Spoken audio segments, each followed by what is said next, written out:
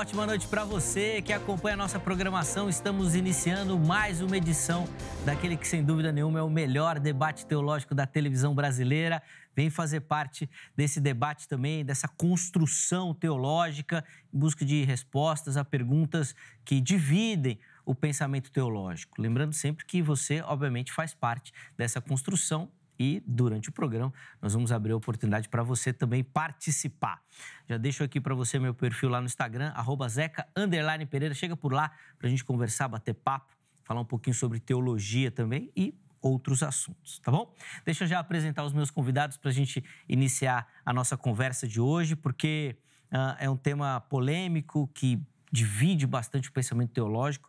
Tenho certeza que você vai curtir demais. Aliás, a nossa audiência curte demais esses assuntos relacionados à escatologia. E quem vai nos ajudar nessa caminhada, e com muita alegria nós recebemos aqui nos nossos estúdios, o pastor Rodrigo Ursino, ministro da Igreja Assembleia de Deus, Ministério do Belém. Pastor Rodrigo, graça e paz, ótima noite. Seja bem-vindo, meu irmão, mais uma vez ao programa. Zeca, sempre um prazer estar aqui. Já fazia um tempinho que eu estava com saudades, mas graças a Deus aprovei o Senhor estarmos aqui hoje, falarmos de um tema tão importante, relevante, difícil, complexo, mas creio que o Espírito Santo há de nos iluminar para compreendermos um pouquinho mais a palavra de Deus. Sem dúvida. Bom, eu costumo dizer que quando você vai estudar teologia, se não for com a ação do Espírito Santo, não adianta nada. Não tem como. É diferente de direito, engenharia, exatamente, que é bem técnico. Agora, na teologia, se o Espírito não abrir a mente, você não vai conseguir entender quase nada. Não há como entender. Sem dúvida. Pastor, muito obrigado pelo carinho, por aceitar o nosso convite, abrir um espacinho na sua agenda. Para a gente começar, vou pedir as informações da igreja, por favor. Alegria sempre nossa, Zeca. Bom, a igreja onde eu estou congregando é a Assembleia de Deus Ministério do Belém, que fica na rua Jacob 511, no Jardim Tranquilidade, ali em Guarulhos. Pastor presidente, a quem eu mando um abraço, pastor Wellington Júnior, que é também o presidente da CGADB, que é a Convenção de Ministros do Brasil. Então, fica aqui o nosso abraço a todos os irmãos, alunos ali da nossa igreja, a minha família, minha esposa, meus filhos. Deus abençoe a todos em nome de Jesus. Amém, amém. A água lá na região do Jardim Tranquilidade é diferente, viu? Porque sai teólogo bom lá daquela região, hein? Gente boa, graças a Deus. Graças a Deus, a turma boa que sai de lá. Pastor, antes de mostrar o material que o irmão trouxe, vamos falar da FAESP rapidinho também, que o irmão também tem um trabalho lá na faculdade? Sim, a FAESP, para quem quer conhecer, é só entrar no site faesp.org, é a Faculdade Evangélica de São Paulo. Para quem quer fazer o curso bacharelado e pós-graduações nas áreas teológicas ou curso de pedagogia, fica ali no Belenzinho, na Conselheiro Cotegipe, e você pode entrar em contato pelo site, fica melhor, né? Tem todos os endereços. E também temos as extensões da FAESP em setores das nossas igrejas. Por exemplo, lá em Guarulhos eu sou o coordenador, estou ali coordenando o curso teológico, e é uma das extensões, são braços da faculdade nas nossas igrejas, sedes de setores. Então, os irmãos são convidados a assistirem uma aula ali na rua Jacob 511, a partir das 19 horas, toda quinta-feira estarei lá ministrando aula, se Deus quiser. Bem, isso daí. Fica aí mais uma indicação para você que quer, obviamente, estudar e se aprofundar no conteúdo da teologia e do estudo das Escrituras. Bom, pastor, vamos falar rapidinho dos materiais que o irmão trouxe aqui, ó. Vou começar mostrando esse daqui, ó, que é de autoria do irmão também, por favor. Isso, esse livro aí é Pregando com Excelência, uma introdução à pregação homilética. É um livro que trata sobre a pregação e também tem recursos de oratória, de retórica, de expressão verbal, de comunicação, como você lidar bem com o público, como você atrair aqueles que estão diante de você, como você conquistar o público para quem você está falando e como você ser eloquente durante a sua ministração. Isso, claro, envolve não só a pregação, mas qualquer forma de comunicação onde você tem que falar para pessoas presencialmente, principalmente, mas também de outras maneiras, como hoje a gente usa muito as redes sociais, né? Sim, então, seja para 5 pessoas ou para 5.000, esse livro vai ajudar muito, é um mini curso de pregação. Muito bom, fundamental essa preparação aí na arte da comunicação. Falar um pouquinho sobre essa formação dos educadores. Esse é um livro maravilhoso para quem é educador cristão, quem é da área, principalmente escola bíblica e também de teologia. É um curso de formação continuada para educadores cristãos, lançado numa edição, por enquanto, limitada pela CPAD, que é a nossa casa publicadora das Assembleias de Deus, uma das maiores editoras do Brasil. E temos aí vários temas, Zeca, desde liderança, estruturação da escola bíblica, assuntos como inteligência emocional, hermenêutica, homilética, exegese, que são de minha autoria, são teólogos lá da nossa igreja de Guarulhos que se reuniram e fizeram esse material abençoado e tem sido muito edificante. Tem o curso, durante o ano, os professores ministram esse curso e temos esse material aí à disposição dos irmãos. Para quem quiser, é só entrar em contato conosco também. Benção, até aqui o nome do professor Robson também. Isso, professor Robson, deles. É um amigo nosso aqui também do programa. Benção. Bom, para a gente finalizar, pastor, eu vou falar rapidinho desse aqui, que recentemente o pastor Edmar também mostrou aqui, trouxe que ele também faz parte do trabalho. Exatamente, é uma obra de peso teológico, teologia das cartas paulinas, ou seja, não é um comentário das cartas de Paulo, mas é a teologia de todas as 13 cartas de Paulo. Então, teólogos portugueses e brasileiros se reuniram, mestres e doutores, para escreverem a respeito da teologia de todas essas cartas que são tão importantes para nós, tão caras ao cristianismo. E eu tive o privilégio também de fazer parte desse grande projeto. O organizador é o Dr. Roberto dos Santos, que quero que ele venha aqui também. Vai ser muito bom. É um grande teólogo brasileiro pentecostal, uma bênção. E falar da teologia de Paulo é sempre motivo de assunto aqui no Vejam Só. Bom, então aí as indicações, o contato do pastor Rodrigo já apareceu aí para você. Vai ficar salvo no nosso perfil do Instagram, @programa Vejam Só também. Então, se você quiser outras informações da igreja, do ministério do nosso irmão ou do material que a gente indicou, manda uma mensagem para ele lá que ele vai te direcionar corretamente para... Só um pequeno detalhe, Zeca, desculpa ele incomodar. Não, imagina. Mas no link da bio do Instagram, lá você tem um contato que vai ser direcionado para o contato de vendas. Pronto. Então, o link da bio já direciona para lá diretamente. Ficou mais fácil ainda. Mais fácil ainda. Vendas quanto para a venda dos livros. Sem dúvida. Clica lá que já vai estar tudo certo no contato que foi indicado aqui, mostrado, e ficar salvo para você. Obrigado, Zeca. Lá no nosso Instagram, eu que agradeço. Pastor, muito obrigado. E nós temos também o privilégio de receber nessa noite, ele que é um amigo, um parceiro do Vejam Só, Bispo Hildo Melo, ele que é bispo e pastor da Igreja Metodista Livre. Bispo, graça e paz, uma ótima noite. Novamente, obrigado pelo carinho de estar aqui no programa. Eu que agradeço o convite, é sempre bom estar com vocês, graça e paz. Prazer conhecer o pastor Rodrigo. Estamos aí. Muito bacana, bispo. Quanto tempo já participando do Vejam Só? Eu acho que desde os primórdios. Quando o irmão chegou aqui, era tudo mato ainda, né? Muito tempo, acho que era começo dos anos 2000 aí. Que bênção, muito bom. E é sempre um privilégio aprender contigo, viu, bispo? Obrigado pelo carinho. Para a gente iniciar, vou pedir para o irmão passar as informações da igreja para quem nos assiste. Muito bem.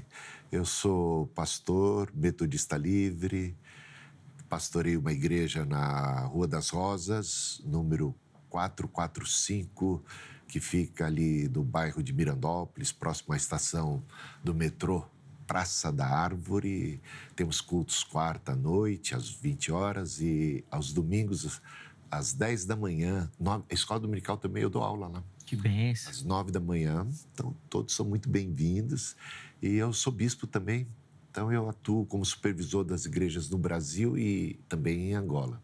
Bênção. O trabalho do Bispo Hildo também, os contatos, né, que o Bispo disponibilizou já apareceram aí para vocês, tanto o canal do YouTube, o Instagram também, para você chegar por lá, conhecer o trabalho do nosso irmão. Tem o blog também, né? Tem Escatologia Cristã. Muitos artigos. .blogspot.com. Tem mais de 1.200 artigos lá. E de toda espécie. Muitos sobre escatologia, muitos. Sim. E também dou aula, sou professor no nosso seminário. Então, aproveito para fazer a propaganda. Claro, por favor. Seminário Bíblico Wesleyano. Então, você pode pesquisar pelo Seminário Bíblico Wesleyano, e nós temos cursos online também, né? Então, legal. Atende aí o Brasil inteiro. E temos alunos dos Estados Unidos, de Portugal, de Angola. Que benção. E aberto ao público, não é só denominacional? Não, ótimo, geral. Ótimo. Ótimos professores. Pronto, fica aí também a indicação aí, e se ficar alguma dúvida, chega lá nos contatos do Bispo Hildo para você pegar essas informações também e, se tiver interesse, obviamente, poder fazer parte aí do time aí para estudar teologia também. De novo, obrigado, meu irmão, pelo carinho. Obrigado. Bom, hoje nós vamos falar sobre, e responder a pergunta, quem ou o que detém a manifestação do anticristo.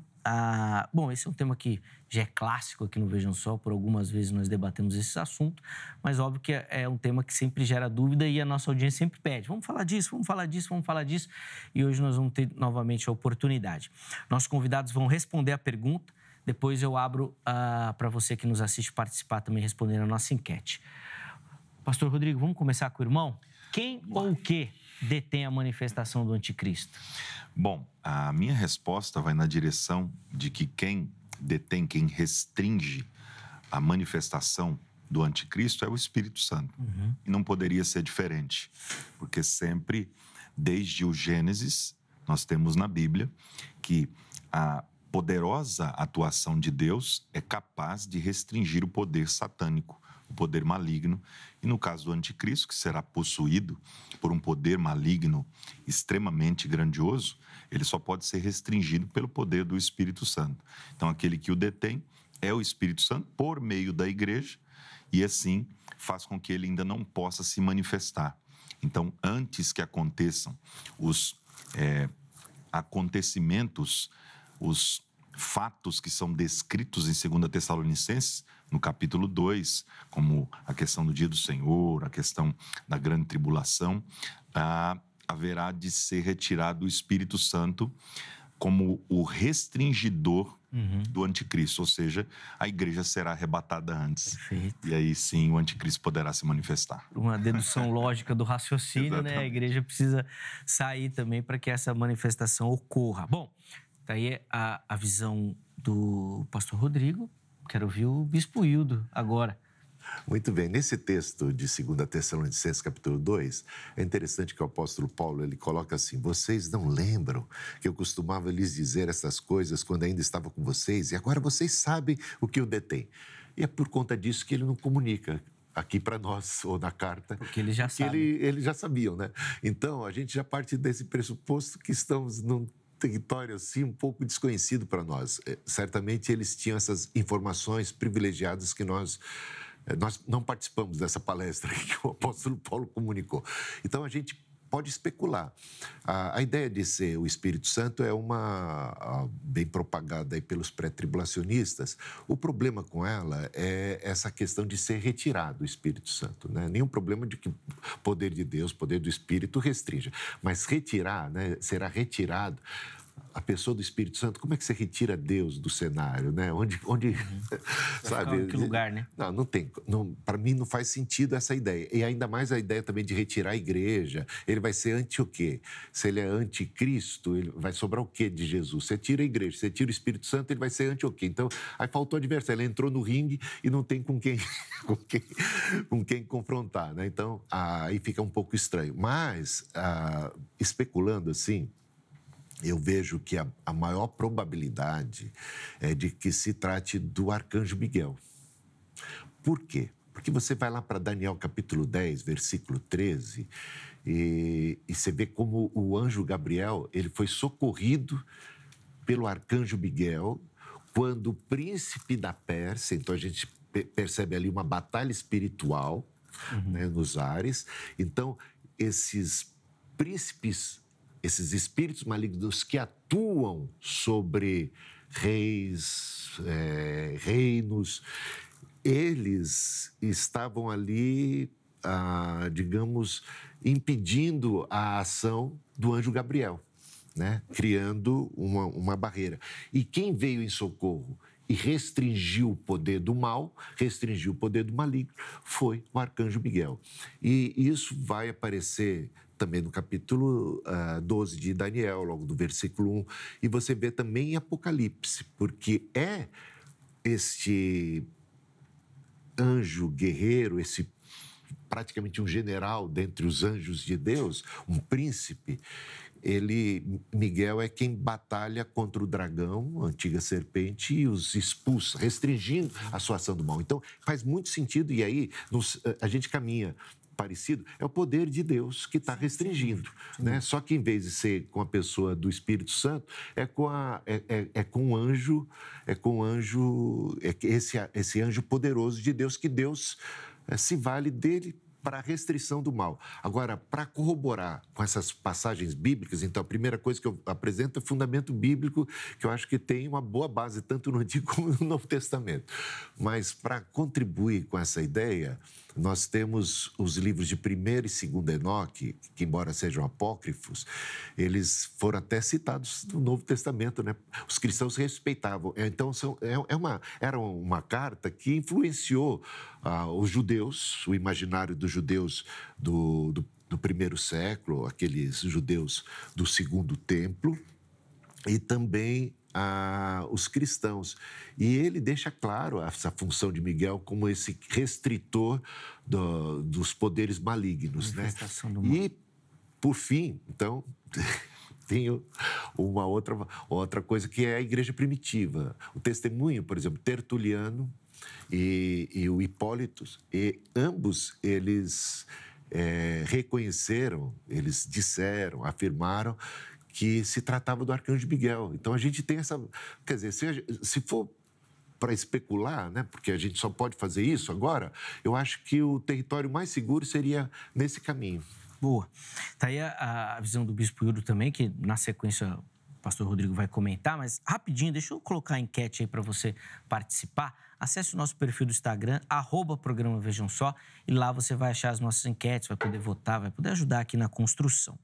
A pergunta que a produção deixou por lá já aparece aí para você, ó. Vamos lá.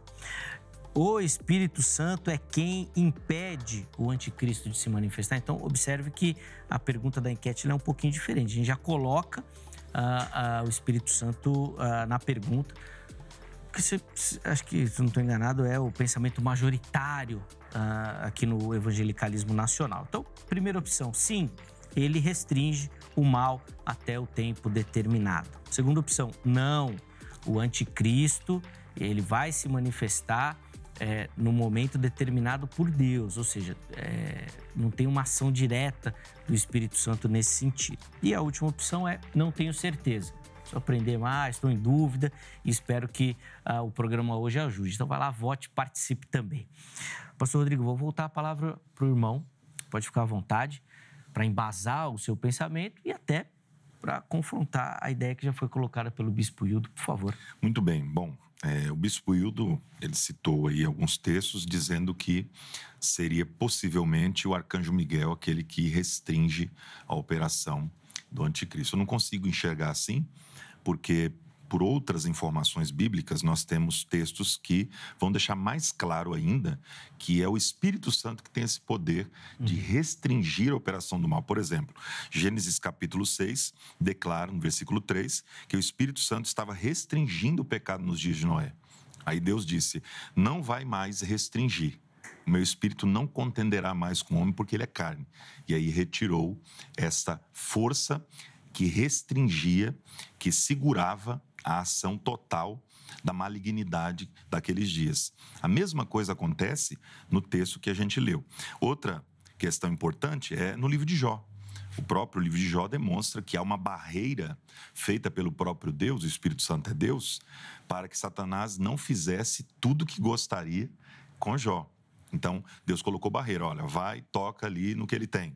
Depois disse, não, pode tocar nele, mas não lhe mate. Então, você sempre vai vendo essa barreira, é como um dique, é como uma força que Deus coloca ali para impedir. E a Bíblia diz que quando for retirado, e o bispo citou aqui que não consegue enxergar a questão do Espírito Santo sendo retirado, eu também não. Não totalmente, porque ele é Deus, obviamente, eu não estou citando isso, jamais eu diria que o Espírito Santo vai ser retirado de algum lugar, porque ele é onipresente. Sendo onipresente, ele obviamente estará sempre em todos os lugares. Mas o que acontece é o seguinte, não é que o Espírito Santo é retirado da terra totalmente, mas que a influência que restringe ali a operação do anticristo, ela vai ser retirada. Então, ele sai, é como se ele saísse da frente. Fala, agora você pode atuar, porque a igreja foi arrebatada, então há a possibilidade de você ter acesso a fazer as coisas que estão já pré-determinadas. Mas antes disso, não. Então, é o Espírito Santo, segundo os textos que eu citei, principalmente Gênesis 6, versículo 3, que restringe a operação do mal. Não pode ser o arcanjo Miguel ou qualquer outro personagem, pelo menos na minha visão, biblicamente falando.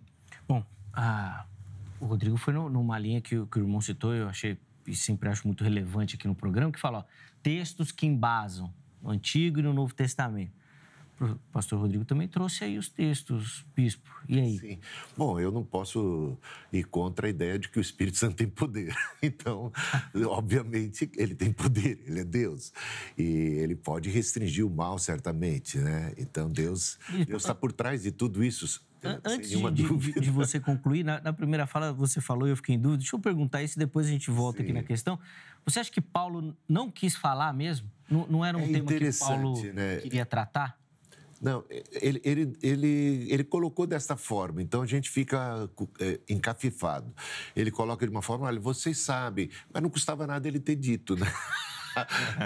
Sabe que a gente prega e sabe que o pessoal acaba esquecendo, né? Vocês sabem. Então, é possível, aí você entra num tema, né? Numa questão, é possível que ele esteja ali não querendo tocar no assunto, porque ele diz que já opera, esse espírito da iniquidade já operava, sim, e vocês sabem, então parece tratar-se de alguma coisa muito contemporânea, sim, e que talvez ele tenha tido algum cuidado para não mencionar nome, para não comprometer. Império, né? Há uma possibilidade de que se trate do próprio apóstolo Paulo como aquele que o detém, ou seja, do ministério do Paulo, da própria evangelização. O ministério da iniquidade já opera, mas Deus está restringindo. Todo o poder me foi dado no céu e na terra, portanto, ide, fazei discípulos. Então, para o cumprimento da missão, é necessário que primeiro esse evangelho do reino seja pregado, testemunha a todas as nações. Então, é possível que ele... você sabe, que eu não vou ficar falando de mim mesmo, então pode ser que ele, por humildade, não tenha citado, ou seja, o seu ministério. E quando a gente chega em Apocalipse, quando fala da besta do Apocalipse, diz lá, o seu número é 666, calcule o número. Aquela igreja, aquelas 7 igrejas tinham os recursos suficientes para calcular. Ou seja, então era alguma coisa contemporânea. Já opera, está entre nós, vocês podem saber do que eu estou falando, calcule o número. Não, vamos aqui abrir o jogo, vamos falar um pouco de maneira enigmática, mas entre nós a gente sabe do que está falando. Por quê? Porque ele temia, talvez, que esses nomes, citar o Inico como Nero, assim como os cristãos primitivos apontavam o Inico como Nero. Seria meio complicado naquela altura do campeonato, quando a igreja já era, assim, perseguida, estava prestes a ser muito mais perseguida ainda, entregues à morte todo dia, reputados como ovelhas para o matadouro. Mas em todas essas coisas somos mais do que vencedores, mas em todo caso havia muita oposição. Então eu vejo que há uma possibilidade de ser o apóstolo Paulo. Eu não estou aqui, de maneira nenhuma, afirmando categoricamente tratar-se de Miguel. Existe, eu vejo, bastante motivo para crer que seja Miguel. E quando se fala do poder... Porque, então, o Espírito Santo tem poder, Miguel não. Bom, aqui a gente vê no capítulo 12 de Apocalipse que Miguel... Um minuto, bispo. Um minuto só, eu vou terminar.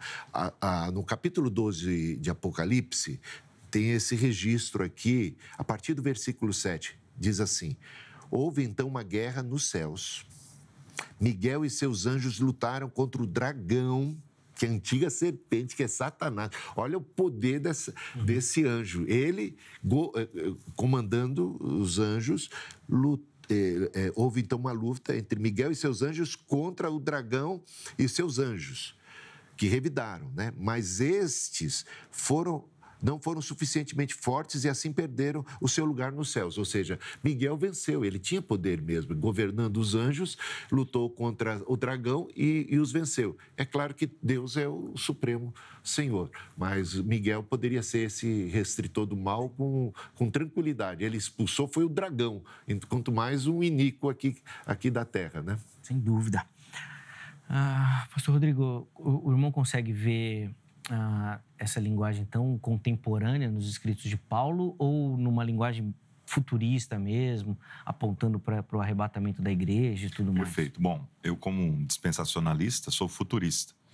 Então acredito que o Apocalipse deve ser encaixado em todas as profecias, principalmente do Novo Testamento. Todas elas que são escatológicas, tanto do Antigo quanto do Novo, devem estar totalmente acopladas ao Apocalipse. Caso contrário, a gente vai ter problemas. Por exemplo, o reverendo Wildo tem uma visão semelhante, não estou dizendo que é igual, mas semelhante à adventista, né? Porque está dando um poder a Miguel aí que é quase o poder de Cristo.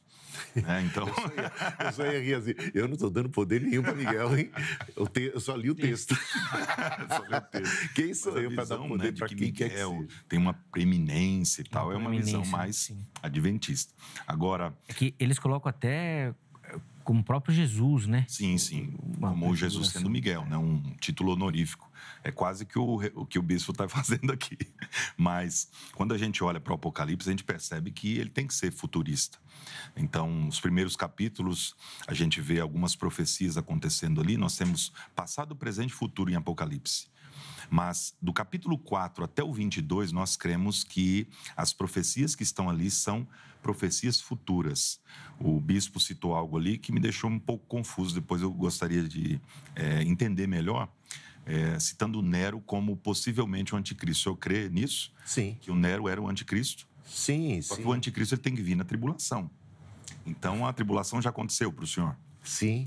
Já aconteceu? Já. E não, isso não esgota ela, né? É interessante a gente observar... O senhor não crê numa profecia futura? Eu creio aí que está. Da Eclipsis Megale, da grande tribulação que Jesus citou em Mateus 24? Eu acredito que a grande tribulação, ela, por exemplo, de que Jesus falou em Mateus capítulo 24, Marcos 13, Lucas 21, isso.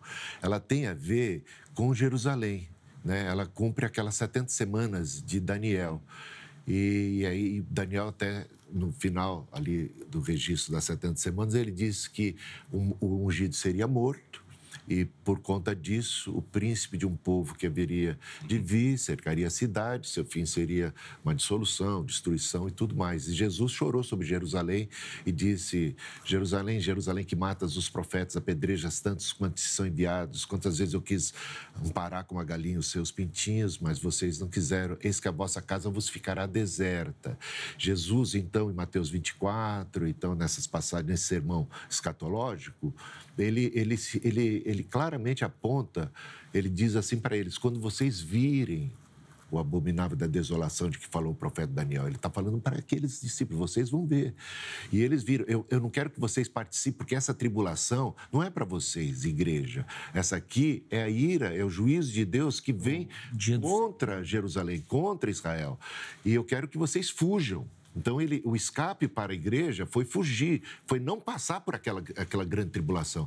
Vocês vão fugir, vocês vão sair daí e pernas para que te quero. Quando você vai para Lucas, capítulo 21, quando ele registra, ele diz: quando vocês virem os exércitos se aproximando, então vocês corram.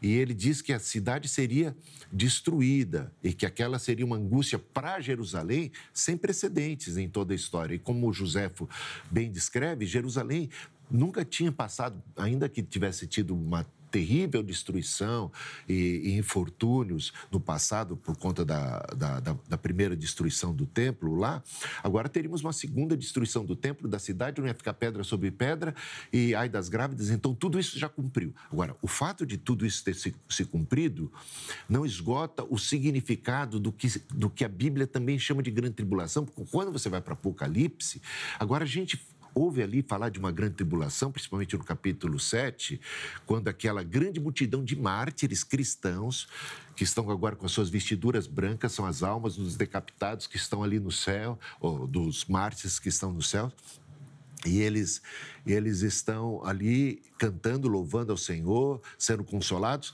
E a pergunta é, quem são eles? E a resposta é, esses são os que vieram da grande tribulação. Só que agora é uma grande tribulação que não tem mais nada a ver com Jerusalém.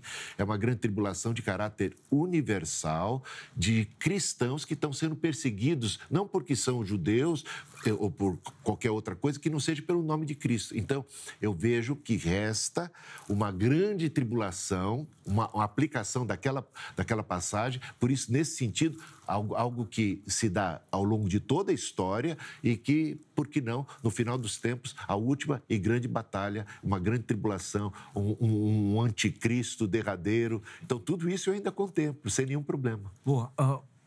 Pastor Rodrigo, vamos lá com os seus comentários, 3 minutos e a gente chama um intervalo. É muita coisa. Bom, não dá para a gente fazer essa interpretação, pelo menos ao meu ver, porque se nós fizermos essa exegese que o bispo acabou de fazer, nós vamos acabar dividindo a tribulação em duas partes e fazendo duas grandes tribulações existirem no texto, coisa que não existe. Por exemplo, em Mateus capítulo 24, versículo 21, Jesus disse assim, porque haverá então uma grande tribulação, como nunca houve desde o princípio do mundo até agora, nem tampouco haverá jamais. Para Jerusalém. Então, mas se a gente for entender assim, que é para Jerusalém, então essa grande tribulação, na verdade, são duas. Quem está nos assistindo, acredito que está tendo esse pensamento. Peraí, o bispo está dizendo que são duas tribulações, grandes tribulações? Sim. Porque a grande tribulação, um artigo definido, é a tríplice megale, no grego, a grande tribulação. E não tribulações, como a gente vê no texto do Novo Testamento. Os crentes vão passar por tribulações, isso é normal. Tribulações todo cristão tem que passar mesmo. Jesus disse que no mundo nós vamos ter tribulações, mas aqui não. Aqui é a grande tribulação. Se nós temos uma grande tribulação aqui, e o texto é bem claro, que nunca houve e nunca mais haverá igual, semelhante. Segundo as informações que nós temos históricas desse período, como o bispo está dizendo, como a invasão ali de Jerusalém, o povo foi morto e tal, Flávio Josefo diz que 1 milhão e poucas pessoas morreram, 1 milhão e poucos judeus ali foram mortos. Só que a gente teve, por exemplo, o Holocausto. E no Holocausto foram mais de 6 milhões de judeus que morreram. Então, se a gente for comparar e pensar que essa tribulação ela pode ser dividida em duas partes, então essa daqui foi menor do que a do Holocausto. E agora, como é que a gente faz para interpretar isso corretamente? Porque nunca houve e nunca mais haverá, igual, semelhante. Mas a do Holocausto foi muito superior ao que aconteceu lá nos anos 70. Então a gente não pode dividir. E o anticristo, ele não pode ter aparecido. Porque o texto de Apocalipse, vou colocar aqui em Mateus 1, capítulo 24, no versículo 29, diz, e logo depois da aflição daqueles dias, o sol escurecerá, a lua não dará sua luz, as estrelas cairão dos céus, as potências do céu serão abaladas. Então aparecerá no céu o sinal do Filho do Homem, todas as tribos da terra se lamentarão, ou seja, a segunda vinda gloriosa de Cristo após a tribulação. Jesus não voltou ainda, na sua segunda vinda, como a gente sabe perfeitamente. Então não dá para a gente fazer essa distinção e colocar duas grandes tribulações num texto onde só fala de uma, no artigo definido, grande tribulação. Então, a questão... Pera, bicho. Vamos para o intervalo e a gente já volta com a sua fala. Tá tranquilo. A gente já começa com o irmão falando já para a gente continuar esse debate aí. Bem rapidinho, deixa eu colocar aqui para você o telefone da Grade, Academia Teológica da Graça de Deus, vim estudar teologia com essa instituição que é parceira do Vejam Só, código 11 3115 0819. 11 3115 0819. Anota, amanhã liga lá na Secretaria-Geral, fala com a turma da Grade, tenho certeza que você vai se encaixar em algum formato ou modelo oferecido pela Grade. Além disso, todas as redes sociais da HIT aqui, vem conhecer nosso conteúdo, a nossa programação, eu tenho certeza que você não vai largar mais. Intervalo rápido, Vejam Só vai, mas na sequência nós já estaremos de volta.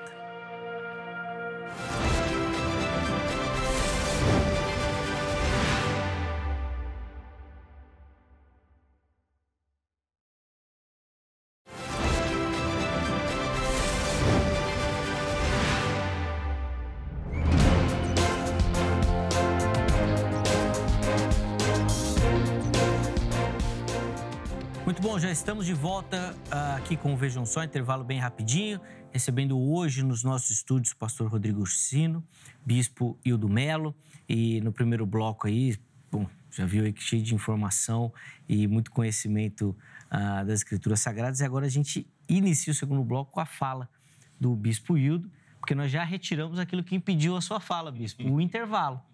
O intervalo foi embora, agora... Aquele que restringia. Aquele que restringiu o bispo Hildo era intervalo. Agora não tem mais. Vamos lá, bispo. Beleza. Agora o irmão pode falar. Só para relembrar aqui, recapitular, no final do primeiro bloco, o pastor Rodrigo falou que é impossível serem duas grandes tribulações, por conta do artigo definido, é uma tribulação, a grande tribulação, e colocou também a questão da manifestação do anticristo, porque no texto lá de Mateus 24 dá aquelas referências sobre a volta gloriosa, né, a segunda vinda dessa questão. Aliás, esse texto de Mateus 24 é interessante porque Pedro repete lá em Atos também, né, quando da descida do Espírito Santo, e ele fala da mesma referência a Joel. Depois anota aí, Angélica, para a gente fazer um tema disso daí, porque Pedro fala que aquilo aconteceu naquele dia. E aí depois a gente faz um tema. Mas, bom, esquece isso. Vamos lá, bispo. Então, quanto à fala do pastor Rodrigo a respeito de ter um artigo definido e ser uma grande tribulação específica, eu concordo com ele, porque aqui, nesse caso, é uma grande tribulação específica para Jerusalém, pura e simplesmente Jerusalém. Né? Tudo diz respeito a Jerusalém aqui. E tem a ver com as 70 semanas de Daniel. Jesus está interpretando aqui as 70 semanas de Daniel, ele está dando o seu significado. E aí, se a gente volta para entender o que é que Jesus está falando, então essa grande tribulação aqui tem tudo a ver com Jerusalém. É uma coisa específica. Não é outra grande tribulação que já não tem nada a ver mais com Jerusalém. Aquela de que fala o Apocalipse é uma grande tribulação contra cristãos e não contra judeus, né? Então é outra história, são duas coisas distintas. São duas tribulações. Você acredita que na volta são duas grandes tribulações e uma não tem nada a ver com a outra, no sentido que o público é diferente, uma é universal e outra é de Jerusalém. Aqui, ó, veja só, você pega Mateus 23 no finalzinho para entender o que é o contexto da fala de Jesus em Mateus 24. A uns, falando referente aos fariseus, aos judeus, aos religiosos principalmente, a uns vocês matarão e a outros crucificarão, a outros ainda açoitarão nas sinagogas e perseguirão de cidade em cidade, para que recaia sobre vocês todo o sangue justo, sobre vocês, todo o sangue justo derramado sobre a terra, desde o sangue do justo Abel até o sangue de Zacarias, filho de Baraquias, a quem vocês mataram entre o santuário e o altar. Versículo 36, é o último versículo do capítulo... Não é o último, é o versículo 36. Em verdade, lhes digo que todas estas coisas hão de vir sobre a presente geração. E veio, e se cumpriu. Foi sobre Jerusalém, vai ter a queda do templo. É disso que Jesus está falando, vai cumprir nessa geração. Então, a gente tem que levar a sério a palavra de Jesus aqui, não pode descartá-la, não pode jogar lá para o futuro, quando Jesus disse que aconteceria naquela geração. E ele diz, Jerusalém, Jerusalém, porque matas os profetas e tal. Ele vai, na sequência, dizer tudo isso, Jerusalém, Jerusalém. Ele está falando de Jerusalém. Aí ele vai dizer, está vendo essas edificações? Mostra para os discípulos. Não vai ficar aqui pedra sobre pedra. A pergunta dos discípulos, quando é que vai acontecer essas coisas? Sobre Jerusalém, sobre o templo que vai cair. É aquela geração. E a palavra de Jesus se cumpriu ipsis literis. Então, pastor Rodrigo, aqui temos algo histórico e que se cumpriu naquela geração. Agora, quando se fala de uma grande tribulação em Apocalipse, já não tem nada mais a ver com Jerusalém, ela não tem a ver com um público específico, com uma região específica, ela é universal, é gente de todos os povos, tribos, línguas e nações. Portanto, então, eu concordo com você. Ali, Mateus 24, é sobre Jerusalém. Agora, quando você fala que Jesus Cristo vem logo após a tribulação desses dias, portanto, a segunda vinda de Cristo é depois da tribulação. Então, aí você tem que concordar comigo. Logo após a tribulação daqueles dias, o sol escurecerá. Vai vir o dia do Senhor. E o Senhor vai aparecer, vai vir dos céus com seus santos anjos, com grande poder e glória, e vai mandar os anjos reunirem os seus escolhidos dos 4 cantos da terra. Reunir. é a mesma palavra que aparece em Apocalipse, não, em 2 Tessalonicenses. Você gosta muito do grego, não é? Então, 2 Tessalonicenses, capítulo 2, versículo 1, o termo ali a respeito da segunda vinda de Cristo, a nossa reunião com Ele, é a mesma raiz. Um é substantivo e o outro é verbo. Ele vai reunir. É o arrebatamento da igreja que vai acontecer depois da grande tribulação. É claro que a gente, quando vai para Lucas, capítulo 21, que é muito importante essa consideração de Lucas, Lucas fala dos exércitos, fala, quando vocês virem os exércitos, vocês devem fugir, porque essa tribulação não é para vocês cristãos, essa tribulação é a respeito dos judeus, vocês fujam, e o jeito deles escaparem não é arrebatamento, é pernas para que te quero, eles não vão participar disso, na sua grande maioria, eles vão sair daquele contexto de Jerusalém, nem desça para pegar uma roupa, uma sandália, uma bolsa, fujam. E aí ele fala que os inimigos, Jerusalém seria completamente destruída, os judeus seriam dispersos para todas as partes do mundo e os gentios pisariam Jerusalém até que se cumprisse o tempo dos gentios. Ali dá a ideia de que haveria um tempo muito maior entre a destruição da própria cidade e a posse dessa cidade pelos gentios, até que o templo dele se cumprisse, e aí sim se manifestaria a segunda vinda de Cristo. Então é interessante considerar Lucas nesse ponto, porque aí a gente considera as duas coisas, sabe, Rodrigo? Falando assim com todo amor. Concluindo mesmo. A primeira, temos uma grande tribulação de caráter judaico para Jerusalém, cumprindo as profecias de Daniel 9, as 70 semanas, e isso já se deu naquela geração, conforme Jesus falou, sem tirar nem pôr. Outra grande tribulação é alguma coisa que vai acontecer ao longo da história, e há um período, e aí eu faço coro com você, eu acredito que no futuro teremos um novo iníquo, novo anticristo e uma perseguição no momento derradeiro, sabe? Então, essas passagens, elas podem ser lidas ao longo de cada geração e, por que não, no final dos tempos, termos esse Armagedon, essa última batalha aí. Vamos lá, pastor. É muita coisa, né? É demais. E ele ainda foi bem, porque no final ele ainda falou que ele ainda acredita numa grande tribulação universal. Sim. Mas tem aqueles que já nem acreditam, né? Tem aqueles que param ali na tribulação, Mateus 24, os preteristas. Eu sou um preterista parcial. Como você pode ver, eu tenho ainda joga futuristas também. Sim. Futuristas. Era melhor eu, por exemplo, eu fico só lá no fundo mesmo. Fica lá atrás, né? Lá atrás, lá já valeu tudo já. É mais fácil, mas quem está debatendo é ele. Porque, assim, se nós dissermos que isso aconteceu, eu acredito, claro, Jesus, ele fala de acontecimentos também ali para aquela geração, mas quando o foco é Jerusalém, o povo de Israel, é porque a grande tribulação, ela tem um caráter especial voltado para Israel. E aí nós temos que fazer uma distinção entre Israel e a igreja. É porque ainda você vai colocar Israel na grande tribulação também, né? Sim. Israel. Para o bispo, já Israel não tem mais papel nenhum. Dessa grande tribulação, já foi, cultura, né? Para mim, essa era de Jerusalém e aconteceu com a queda do templo. Isso aqui os prédios vão colocar lá na frente. Se o anticristo, ele são várias pessoas, a gente não encontra isso na Bíblia. É personagem. Há muitos anticristos. Deixa eu falar, bispo. Você fala que não encontra, eu já te jogo 1 João. Os anticristos ali, claro, no plural, são pessoas que se opõem. Sim, mas o anticristo, a besta, aí é a besta que só lá em Apocalipse 13. Representação. Besta, aliás, são personagem. São duas bestas. O falso profeta. Não, eu só estou dizendo assim. Claro, o anticristo e o falso profeta. Mas o anticristo é uma das bestas. Ou seja, representada ali em Apocalipse 13. E por isso, ele tem que ser futuro personagem literal. Senão a gente não vai literalizar que seja só um. São vários. E como o senhor colocou, de várias tribulações. Mais de uma. Sim. Grande tribulação, não tem como. Então, outra coisa interessante a gente pensar é que se o anticristo já veio, quem foi ele? Foi Nero? Se foi Nero, tem que se cumprir o que o texto diz. que ele profanou, abominável da desolação. Eu não me lembro dele ter feito isso. Quem fez foi o Antíoco Epifânio, que entrou lá no templo e profanou, colocou um porco lá para ser sacrificado, colocou estátua de Zeus e tal. Mas o Nero não fez isso. Então ele também não pode. E outra coisa, ele tem que se assentar no templo. E tem que ser uma pessoa. No santuário tem que ser ser uma pessoa. Tem que ser uma pessoa. E aí vai ter toda aquela implicação descrita no Apocalipse. Então, é necessário distinguir as duas fases da vinda de Cristo. Assim como a primeira fase, a primeira vinda de Cristo, ela teve duas fases, a segunda vinda de Cristo também terá duas fases. Que pouca gente percebe isso. Porque às vezes nos acusam, né?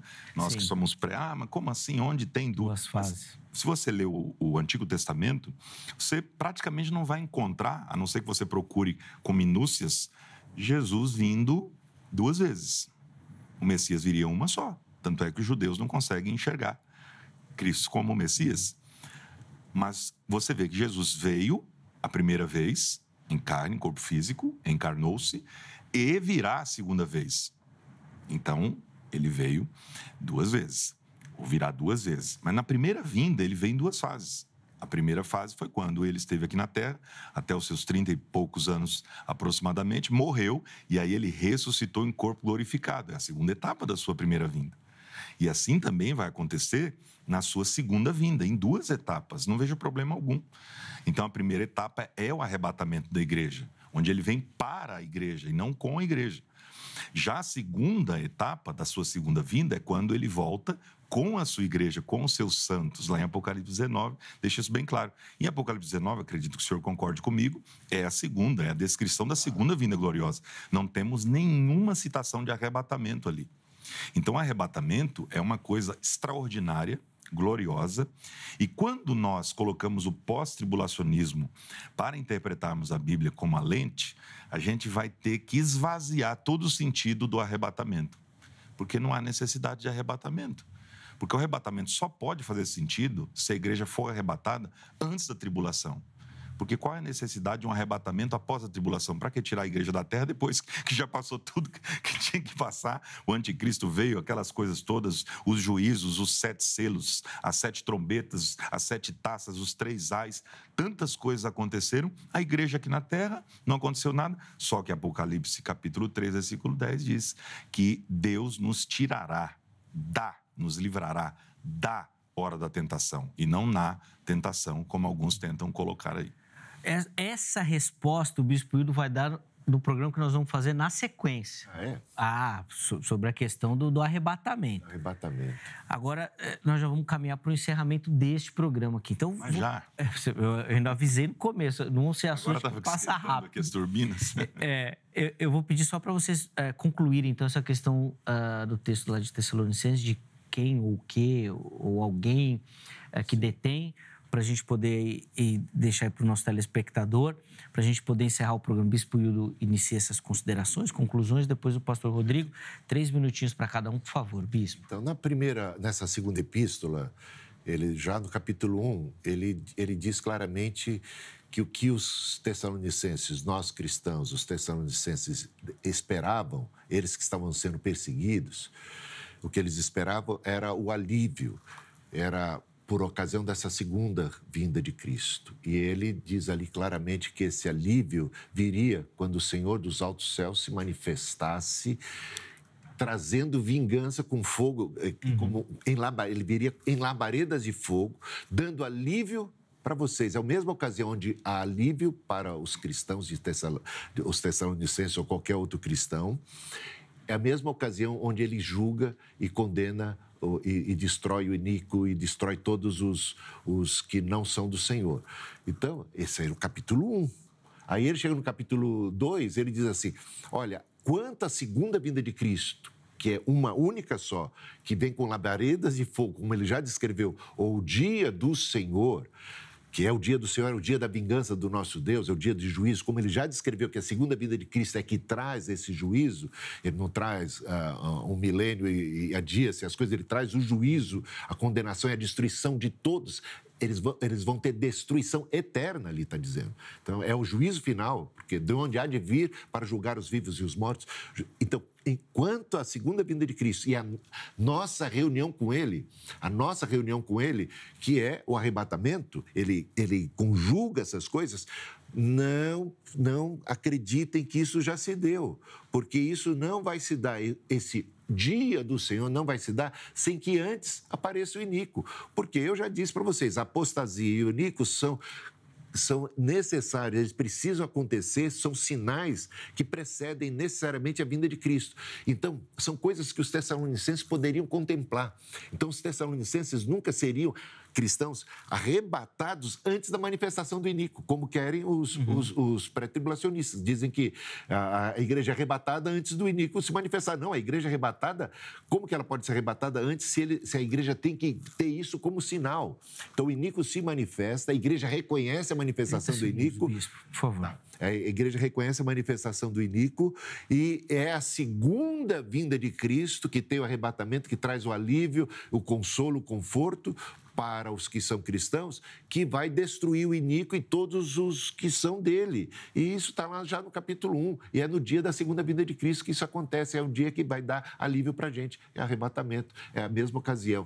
E a palavra, quando você pega 1 Tessalonicenses capítulo 4, que fala claramente do arrebatamento, quando o Senhor descer dos céus nas nuvens, né? Com poder e glória, assim como o viste subir, ele há de vir. Não deem crédito quando disserem que ele está aqui ou ali. É como um raio. Então, todo olho verá. E esse dia tem um arrebatamento. Nós vamos falar do arrebatamento na sequência. Nós vamos concluir esse programa, pastor Rodrigo. Por favor, 3 minutinhos. Agradecer aqui ao Zeca, ao Bispo Hildo, com tanta cordialidade aqui. É muito bom conversar sobre Bíblia com quem sabe e com quem tem educação para isso, né? Então, vamos lá. Bom, respondendo a nossa pergunta objetivamente, quem restringe a operação do homem do pecado, que é o anticristo, que é o anticristo futuro, e não aquele que já veio, segundo o bispo disse, é o Espírito Santo. É aquele que o detém, com uma força que consegue bloquear a ação desse homem no mundo, não só ali na questão relacionada a Jerusalém. Então, o ato do Espírito Santo ser retirado da frente, ser retirado para que ele possa se manifestar, não significa, volto a repetir o que disse já no início, que o Espírito Santo saia da terra, porque ele é onipresente e é Deus. Mas a sua atuação, como aquele que restringe, como aquele que segura, como aquele que bloqueia, aí sim. Então ele se retira como fez nos dias de Noé. Retirou-se a ação do Espírito Santo como bloqueador do mal e assim veio o dilúvio como consequência e o juízo de Deus para aqueles que lá estavam. Outra coisa importante é dizer também que a igreja de Tessalônica estava enfrentando uma confusão, porque Paulo disse na primeira carta, e ele com certeza pregou isso quando esteve lá, há poucas semanas, isso é bom a gente destacar, em Tessalônica, que o arrebatamento ia acontecer antes da tribulação. E aí os irmãos estão vendo algumas coisas acontecerem. Alguns enviaram cartas, ou alguém enviou carta em nome do apóstolo Paulo, dizendo que eles já estavam vivendo o dia do Senhor. E o dia do Senhor aparece 19 vezes no Antigo Testamento, cerca de 4 vezes essa expressão aparece também no Novo Testamento, sempre se referindo a juízo. Há um tempo de vingança do Todo-Poderoso contra aqueles que o desobedecem. Então, eles ficaram preocupados. E aí, Paulo, como é que é? A gente está já na tribulação ou a gente vai ser arrebatado antes? Aí ele escreve, não, calma, isso tem que acontecer, mas antes que aconteça isso, a igreja vai ser arrebatada porque o Espírito Santo nela está. Então, primeiro há de acontecer o arrebatamento para que, posteriormente, o anticristo se manifeste. E no próximo programa com esses meus amados irmãos, vamos falar muito de arrebatamento, tá bom? Então fica ligado aí, você que curte o Vejam Só, que nós vamos ter outro programa aqui com o Bispo Hildo, o Pastor Rodrigo, pra gente aprender bastante sobre essa questão da escatologia. A edição de hoje fica por aqui, correndo, pra gente não estourar, que o pessoal do jornalismo vem na sequência aí pra você finalizar ou começar o seu dia com muita informação. Muito obrigado pelo carinho e, se Deus permitir, até amanhã. Um forte abraço, até a próxima.